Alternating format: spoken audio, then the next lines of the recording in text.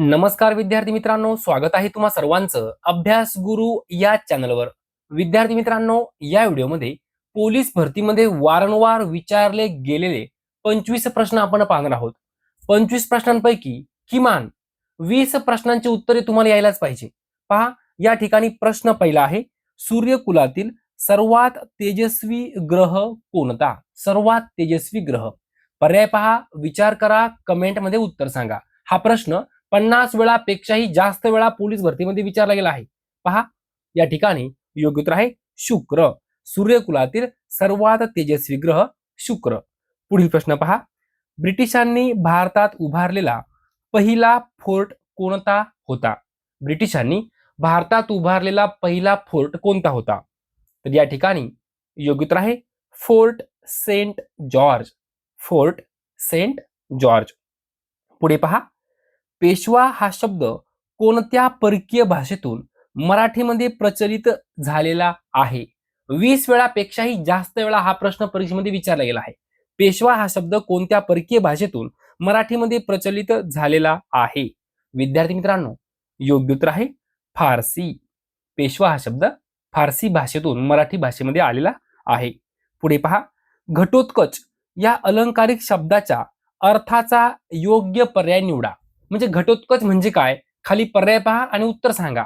विद्यार्थी मित्रांनो, घटोत्कच म्हणजे काय? कपटी मनुष्य. घटोत्कच म्हणजे काय? कपटी मनुष्य. पुढील प्रश्न पहा, खालीलपैकी कोणाच्या अध्यक्षतेखाली संयुक्त महाराष्ट्र परिषद स्थापन झाली? प्रश्न महत्वपूर्ण आहे. विचार करा आणि कमेंटमध्ये उत्तर सांगा. कोणाच्या अध्यक्षतेखाली संयुक्त महाराष्ट्र परिषद स्थापन झाली? योग्य उत्तर आहे शंकरराव देव. शंकरराव देव यांच्या अध्यक्षतेखाली संयुक्त महाराष्ट्र परिषद स्थापन झाली. पुढील प्रश्न पहा, नागपूर करारावर मराठवाडा प्रतिनिधी म्हणून कोणी स्वाक्षरी केली? नागपूर करारावर मराठवाडा प्रतिनिधी म्हणून कोणी स्वाक्षरी केली? योग्य उत्तर आहे देवीसिंग चौहान. देवीसिंग चौहान. विद्यार्थी मित्रांनो, आपण जे प्रश्न घेत आहोत हे सर्व प्रश्न परीक्षेमध्ये विचारले गेले आहे. सर्व प्रश्न तोंडी पाठ करून ठेवायचे आहे. ओके. पुढे पहा, उगवती पिढी केवळ अर्ज विनंत्यांनी समाधानी होणार नाही. दहशतवाद संपवण्याचा एकच मार्ग मला दिसतो आहे, तो म्हणजे सत्याग्रह, असे गांधीजींनी कोणाला पत्राद्वारे कळविले? पर्याय पहा. विद्यार्थी मित्रांनो, योग्य उत्तर काय असणार आहे? योग्य उत्तर आहे दीनशा वाच्छा. दीनशा वाच्छा.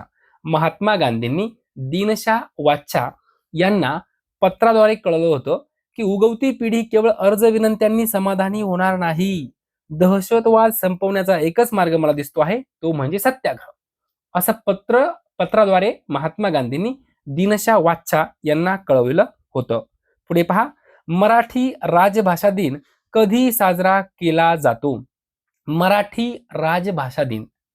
तर या ठिकाणी योग्य उत्तर आहे 1 मे. मराठी राजभाषा दिन 1 मे.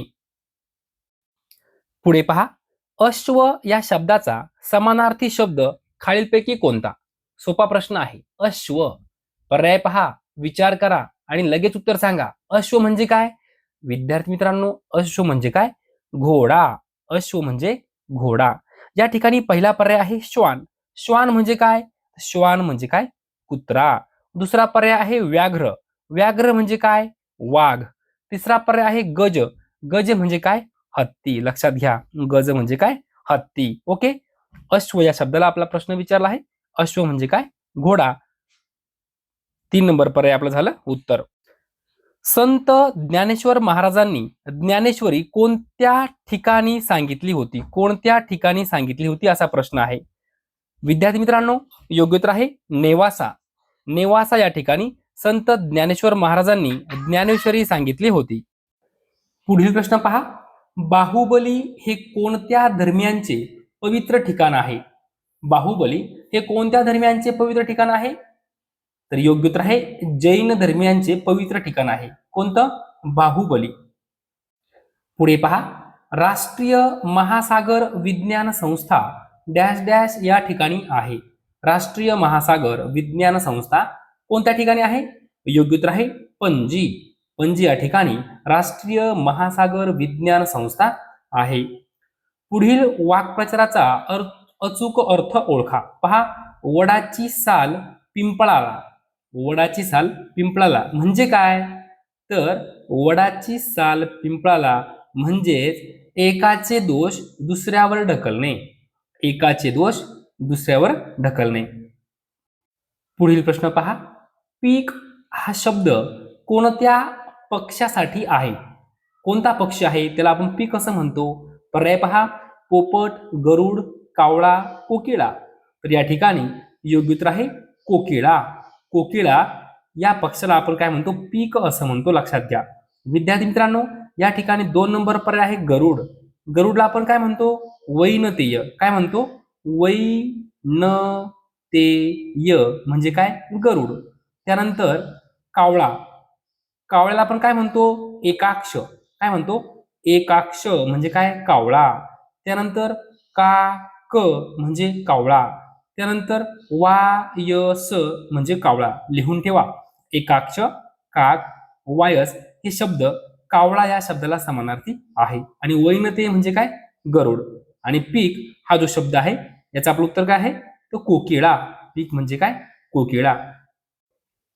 मरकट हा शब्द कोणत्या प्राण्यासाठी वापरला जातो? मरकट. तर या ठिकाणी योग्य उत्तर आहे माकड. मरकट म्हणजे काय? माकड. पुढे पहा, खालीलपैकी कोणता पर्याय योग्य आहे? पहा, ताडोबा अंधारी व्याघ्र प्रकल्प महाराष्ट्रातील पहिला व्याघ्र प्रकल्प. विद्यार्थी मित्रांनो, बरोबर आहे का? 100% बरोबर आहे.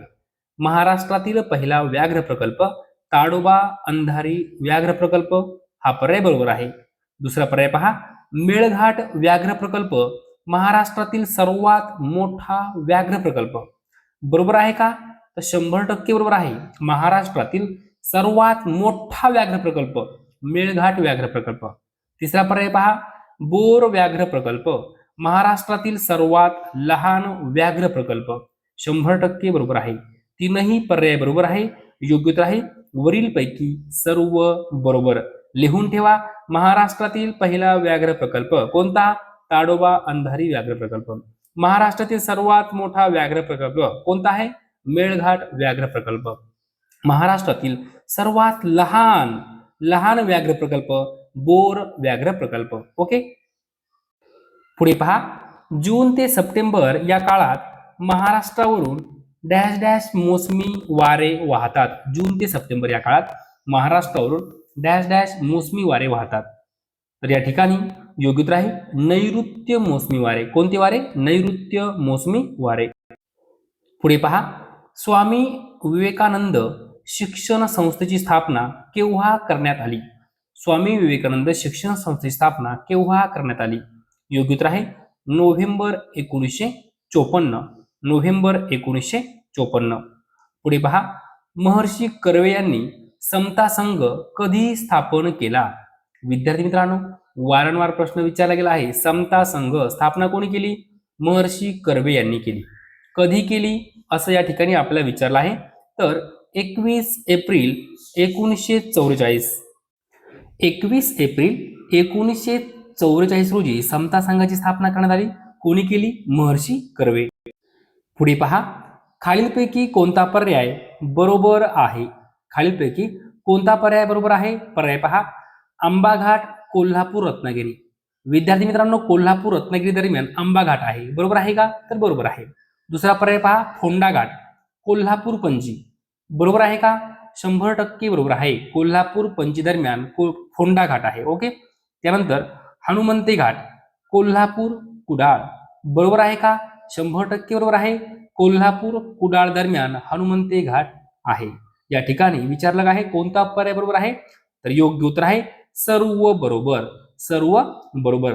लिहून ठेवा, आंबाघाट कोल्हापूर रत्नागिरी, फोंडा घाट कोल्हापूर पणजी, हनुमंते घाट कोल्हापूर ते कुडाळ. ओके.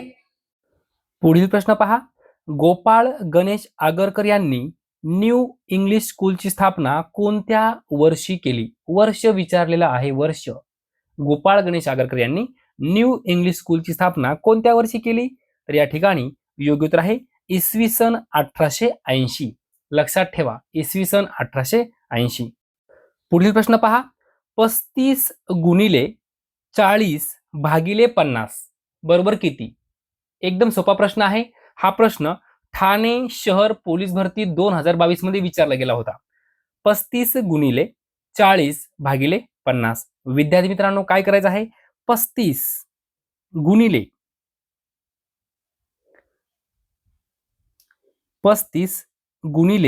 40 भागिले 50. तर पहा, हा शून्य गेला, हा शून्य गेला.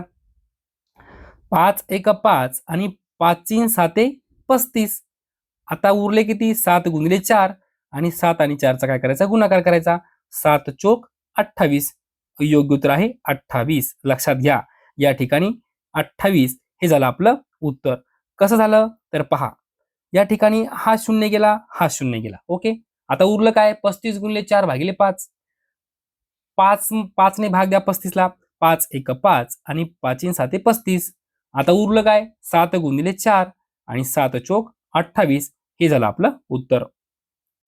पुढील प्रश्न पहा, आसाम राज्याची राजधानी कोणती आहे? लगेच उत्तर यायला पाहिजे. आसाम राजधानी कोणती आहे? दिसपूर. आसामची राजधानी आहे दिसपूर.